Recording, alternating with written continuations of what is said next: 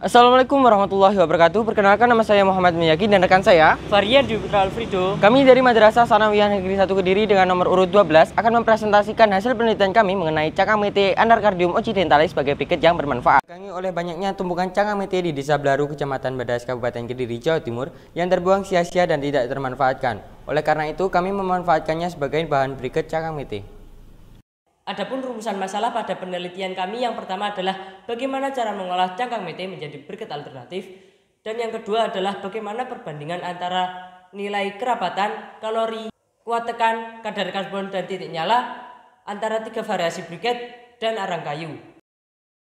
Arangisasi bertujuan untuk mengaktifkan karbon yang terkandung dalam cangkang mete. Langkah kerja yang pertama adalah memasukkan cangkang mete ke dalam wadah pembakaran, diaduk hingga semua terbakar dan menjadi arang berwarna hitam. Kemudian arang cangkang mete dimasukkan ke dalam lumpang besi untuk dihaluskan. Setelah arang halus, menyaring menggunakan saringan teh. Setelah semua halus, dimasukkan ke dalam wadah dan ditutup rapat.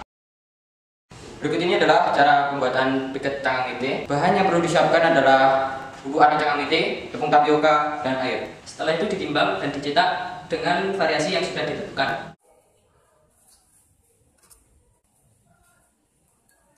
Kemudian campurkan tepung tapioka dengan bubuk arang cangkang mete dalam satu wadah. Diaduk hingga merata. Kemudian ditambahkan air.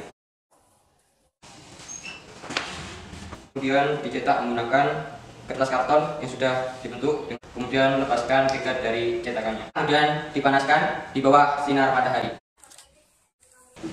Ini adalah penampakan dari briket yang sudah dikeringkan. Yang dilakukan adalah dengan menghitung volume dari briket. Setelah mengetahui volumenya, kita akan menimbang massa dari briket cangkang mete ini.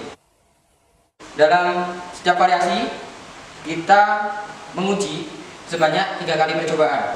Setelah data massa dan volume terkumpul, selanjutnya mengolah data dengan menggunakan rumus Rho sama dengan M per V.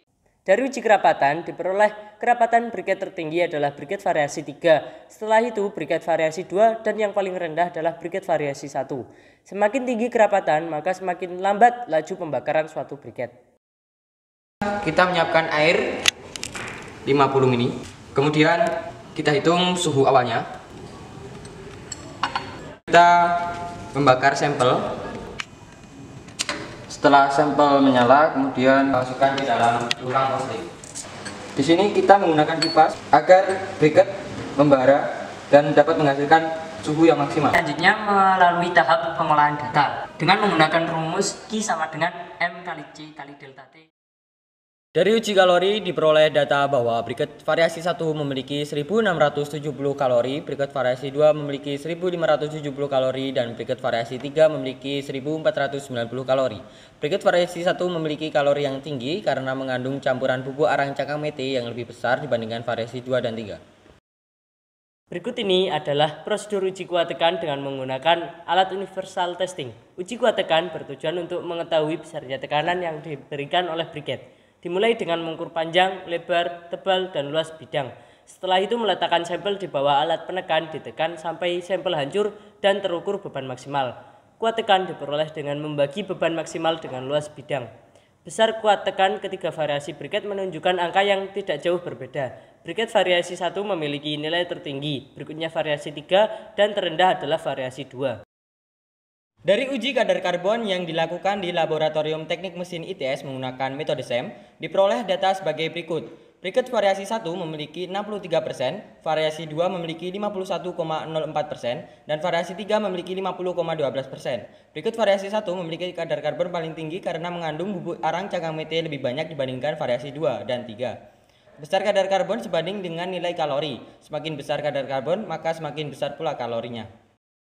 Uji titik nyala dilakukan dengan menggunakan kap terbuka, kemudian dipanaskan hingga suhu tertentu, kemudian dilewatkan api di uapnya. Berdasarkan hasil uji titik nyala, ketiga variasi briket cangkang mete dan arang kayu memiliki titik nyala di atas 500 derajat Celcius. Hal ini berarti semua sampel dapat dijadikan bahan bakar alternatif. Demikian paparan kami. Wassalamualaikum warahmatullahi wabarakatuh.